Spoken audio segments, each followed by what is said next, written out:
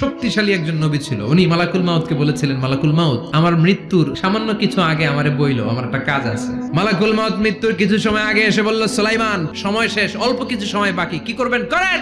সাইয়েদনা সুলাইমান জিনদেরকে ডাকলো, ও জিনেরা, বিশাল একটা প্রজেক্ট আছে, প্রজেক্টে কাজ শুরু করো। আর কিছু জিনকে বলল, চারদিকে গ্লাস ফিটিং করা একটা রুম বানাও। সাইয়েদনা সুলাইমান আলাইহিস সালাম গ্লাস ফিটিং করা রুমের ভেতরে ঢুকলেন। এই রুমে ঢোকার দরজা নাই, হাতে একটা লাঠি নিলেন, লাঠির মধ্যে ভর করে দাঁড়িয়ে রইলেন আর জিনদের দিকে তাকিয়ে রইলেন। জিনেরা এত বদমাশ ছিল, সাইয়েদনা সুলাইমান দাঁড়িয়ে না থাকলে কাজ করতো না, দাঁড়ায় না থাকলে আজও লোকজন কাজ করতে চায় না, ঠিক কিনা?